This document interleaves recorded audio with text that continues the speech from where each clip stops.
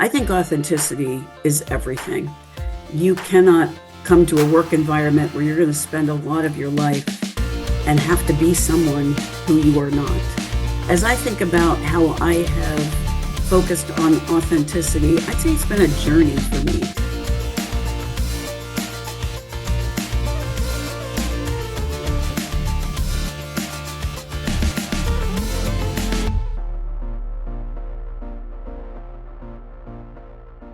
Welcome to our executive interview series, where we dive deep into the minds of industry leaders shaping the business world. Today, I'm thrilled to have with us Michele Buck, the 12th president, CEO, and chairman of the board of the Hershey Company. Michele brings more than 30 years of experience in the consumer packaged goods industry with a proven track record of building beloved brands, developing high-performing teams, and driving business growth.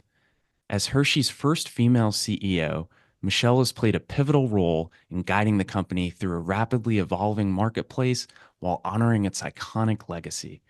Michele completed her undergraduate studies at Shippensburg University and earned her MBA from Kenan-Flagler. Michele, welcome to the executive interview series. Thanks. I'm delighted to be here. So I understand you grew up in central Pennsylvania and attended Shippensburg University in Pennsylvania. So I imagine it was bittersweet joining the Hershey Company close by. Thinking about who you are now and looking back at your early life in central Pennsylvania, how did your early experiences and upbringing shape who you are today? Yeah, I would say they absolutely shaped who I am today. I grew up in very humble beginnings. My grandparents dropped out of school in the seventh grade. Their older siblings raised them. My father was the first in his family to graduate from high school and then actually went on to go to college. And my mom grew up on a farm with no indoor plumbing. So I'd say a very humble background. And I worked from the time I was 10 years old doing things such as paper routes, babysitting, waitressing. I sold Avon door to door. And then I went on to work my way through college to fund my own college and an MBA. So I'd say all of that really brought with it for me a humility and a vulnerability that I think is key as a leader. It's made me very approachable. I'm a very approachable person, and I think that's helped me to connect with people as a leader and makes them want to kind of help you achieve your goals if they see that humility and vulnerability. I come with a very strong appreciation for hard work and the value of hard work and appreciation for the people who do it. And also, I think I've had to develop a resourcefulness as I grew up to just figure it out. And I find that that is incredibly valuable in the workplace today because things never happen exactly the way that you imagine that they might. And at senior levels, you get more and more of your work done through other people. So all of those traits, I think, are incredibly helpful. I love how you mentioned your humility, your vulnerability, and your resourcefulness. And in the class, we look at understanding ourselves and we talk about some of those key elements. In addition, we talk about personalities, strengths, values, and purpose. How has understanding yourself then shape some of those career decisions and how you lead and manage others? Sure. So I always coach business school students when I talk to folks still in between their first and second years or in their second years that fit with a company is one of the greatest determinants of success. And I really believe that. So understanding what you're about and how aligned that is with a particular organization and what they value is so important. One example I would say is you may take an individual who is incredibly successful at a very small entrepreneurial startup that's very unstructured. Speed is critically important. And they may be highly successful there, but they may not be quite as successful if you put them in an environment in a big company that's bureaucratic, that is very structured, because it might just not align with who they are and what they're best at. Doesn't mean that they're good or bad, but I think you can impact your effectiveness based on aligning what you're about with the organization you're in. When I was mid-career, I think I took for granted I had been in many companies where my values were very aligned with what the organization cared about. I was in organizations that were very people focused. They put a high value on people and how you treat people. They were organizations very focused on continuous improvement. Let's constantly challenge the status quo, look for better ways to do things.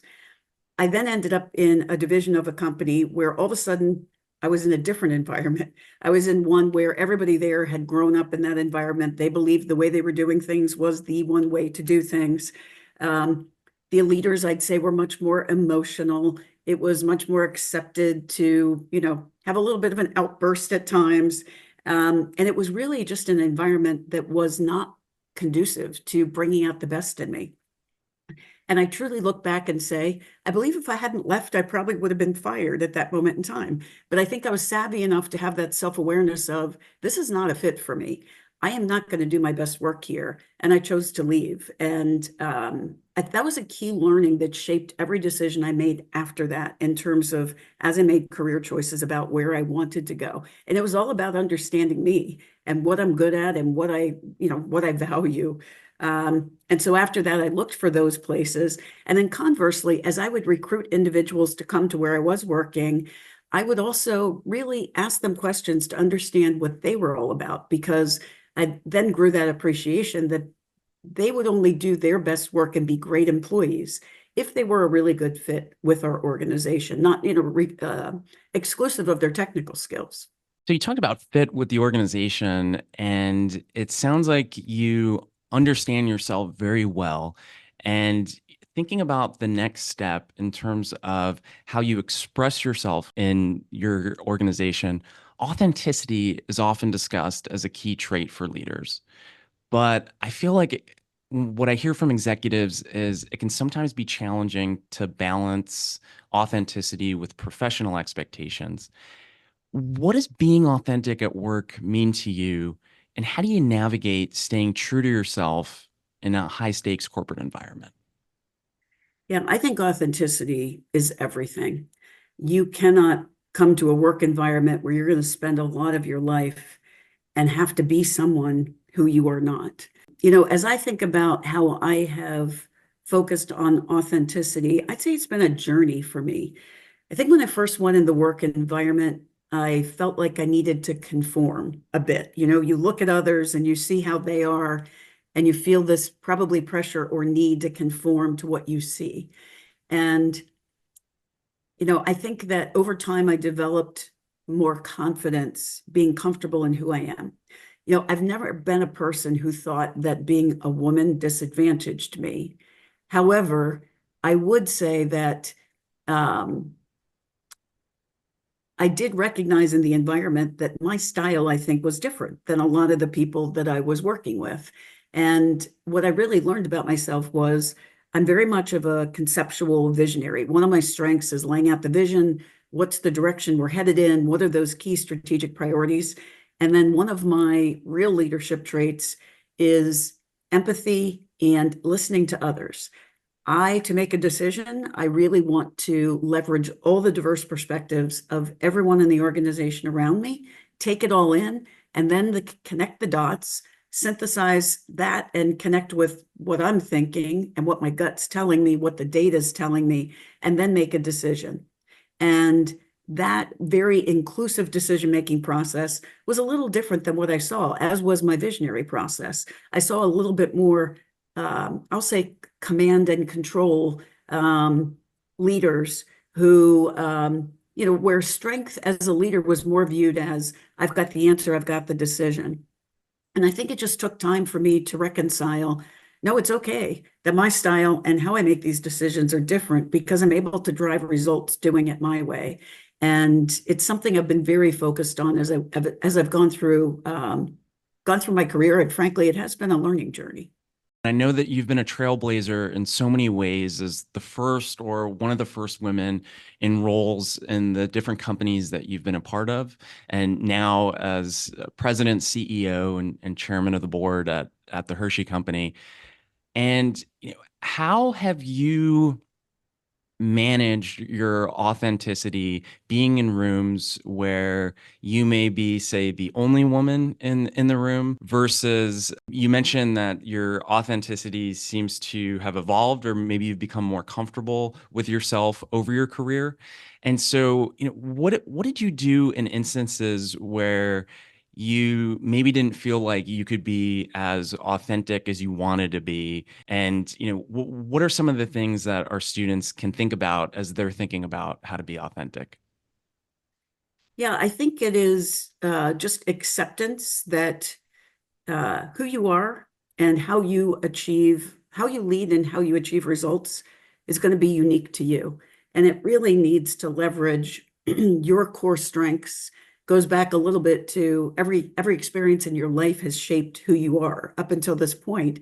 And based on that, you are going to lead in a specific way. So my comfort level in um, being more of that inclusive leader, I think it just came over time from trying out different styles and certainly trying to be maybe a little bit more directive, but then balancing that with, okay, to really make decisions, I need to follow that style that is who I am all about.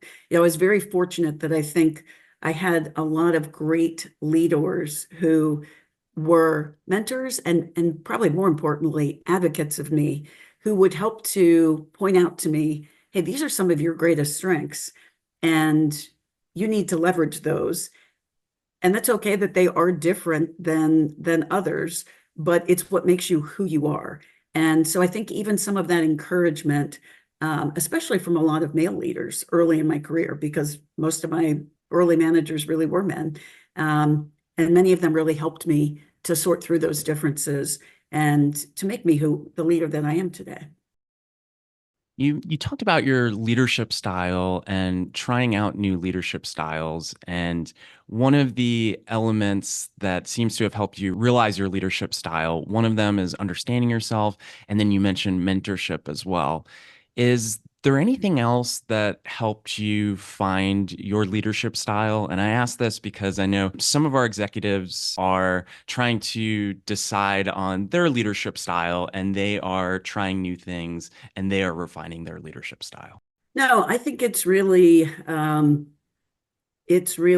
you are who you are at your core, and leaning in one direction or the other. One thing I've learned with my leadership style was, okay, I am an inclusive leader, but there are times where I need to, situational leadership, I guess, is probably the key. There are times where I need to lean in to there are times where I really have time to sort out a lot of different feedback, and there are times where I need to make a decision really quickly, and I might just have to decide based on my own judgment, as opposed to my natural tendency to really seek out those diverse perspectives. So I think the value of that situational leadership of there may be times where you have to be more directive, or you have to focus on something that's more in the here and now, or and other times where you can really set the stage and create context for people, set that vision, and be inclusive. So stay true to yourself, but also realize that the situation that you're in requires kind of, if you think about that spider web of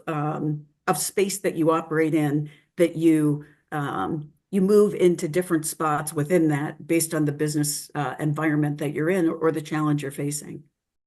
And speaking of the business environment, Hershey is one of the most iconic and beloved brands in the world. And Hershey bars and just the products in general have been a part of so many people's lives. And I know even I can remember as a little kid visiting my cousins in central Pennsylvania, and I always look forward to going to their house and having a Hershey bar. And so they're a part of so many childhood memories and everyday moments. And I'm curious, when you factor in the company culture and just how iconic a company like Hershey is, how does that change your approach, if at all, to leadership and some of the decisions that you make? So I think one thing you have to realize when you're the CEO is you are synonymous with the company that you work for. You are the face of the company. And therefore, you really do have to think about what the company stands for and how you are that, and how you project the right image that's consistent with that. So If you think about Hershey, we are a company that is deep-seated in legacy. And I view that I have a tremendous responsibility to continue that legacy. So what does that entail? Well, first of all, our products are very wholesome.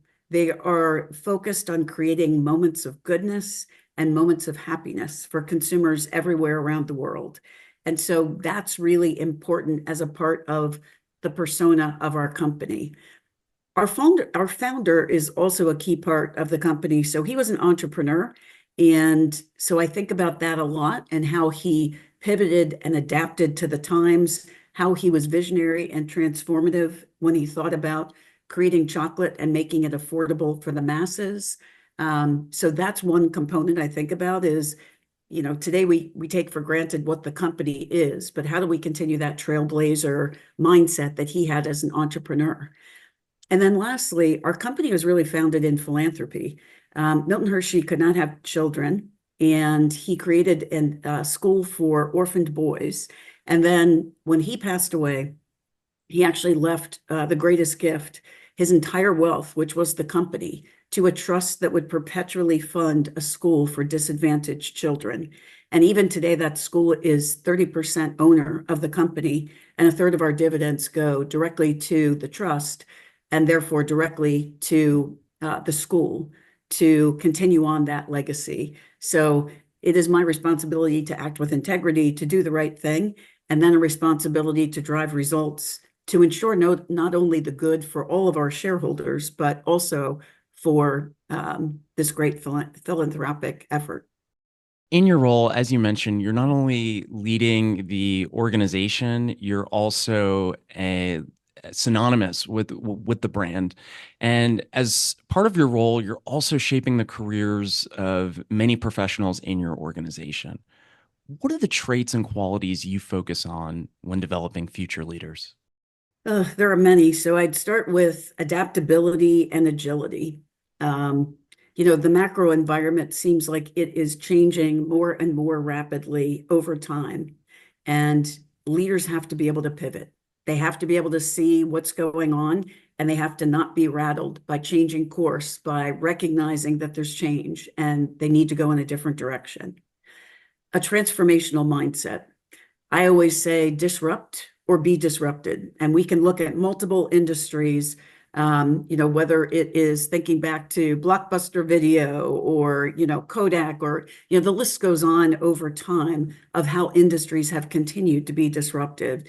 So how do we have leaders who have that transformational mindset that are able to change their mental model and reframe their business, reframe their competitive situation, who the real competitors are, and how consumer behaviors are changing, and how they adapt their business and priorities based on that. Resiliency, grit, and results orientation. To deal with everything I just talked about, you have to be really resilient. Leaders have to be able to lead just as well during the tough times as they can during the good times, because that's when the organization especially needs great, stable leaders to follow, to take them through the war times. Resourcefulness, I mentioned earlier. I do think it's a key to winning. It is how do you find what you need if you don't have it? Early on in my career, my first general management experience, I was given the opportunity to lead for the first time truly cross-functional team, which included a manufacturing facility. I had never had that experience of leading operations in my entire life. And I remember my manager said to me, yes, but you're resourceful and you know how to go to others who know that. You will leverage your strengths. You will learn from the people in the manufacturing facility because you'll ask questions, you'll get close to them, and then you'll leverage the experts in the organization. And so that ability to be resourceful is what opens up opportunities for you to be highly adaptive and have lots of opportunity in the workplace. And then lastly, I'd say the right balance between leading and teaming. That is critically important as well. You're a Kenan-Flagler alum, and I'm curious, what value did your MBA experience add to your career, and how has it influenced your approach to leading and understanding others? When I think about my experience at Kenan-Flagler, I think there are two things that really jump out to me that I feel like I really took away. The first was it built an incredible capability for me as it relates to critical thinking skills. So I think less about the technical knowledge and depth that I got, which I got a lot of, but I think the real value was just teaching me to think critically, to really be able to look at a situation, look at a new functional area, and be able to think, analyze, connect dots. Those thinking skills I think were so invaluable. I didn't as much select a lot of my classes based on the actual topic as I did the actual getting technical depth in my critical area, which was marketing. But really, what were some of the areas that were going to build that critical thinking skills? And I think a lot of the casework that we did in particular in a lot of those classes really helped that shape that a lot, because it was tearing apart a situation, understanding the situation assessment, developing strategies and then action plans. And that was great. The other thing I think about is the team-oriented approach. That was critical to developing my leadership skills. I remember so much of what we did was on teams, and that's the real world. You're not isolated to be a single person in an organization, going off to tackle things. You're working with folks across many different functional areas with different backgrounds and experiences, and that's been invaluable to me as well. Our last question as we wrap up is, what advice would you give to our executive MBA students? Right now, the executive MBA students, some are listening to this on the car ride over to class. Some are listening to it the night before class. Some maybe they're listening to this a week before. If you try to put yourself in their shoes and then think about where you are today, what is one piece of advice that you would give to our students? So I'd say start with really understanding yourself. What are your special superpowers? And leverage those to the max, because those are what will differentiate you. I think as a corollary to that, understand what are not your superpower areas, because those are the areas where you need people around you who complement your skill set. And that enables you to create the most impactful team. And then lastly, optimize your emotional, your mental, and your physical energy. Surround yourself with other people who create energy, because that generation of energy is really what can unlock organizational value as a leader. Michele, I am so grateful for your time and all the wisdom that you shared. And I know that the students are so grateful as well that you were able to join us for this executive interview series. Thank you so much for joining us. You're quite welcome. I was happy to do it. I'm grateful to all those who made this interview possible. To Michele and her executive assistant, Pam Gerner. To our Kenan-Flagler alumni engagement team, Lindsay Russ, Matt Fox, and Cassie Dills. And to Mike Christian, Jess Christian, Lavelle Miguel, and the entire executive MBA team for their support and encouragement for this executive interview series. We'll talk more about this interview, particularly Michele's perspectives on authenticity, during our live session together.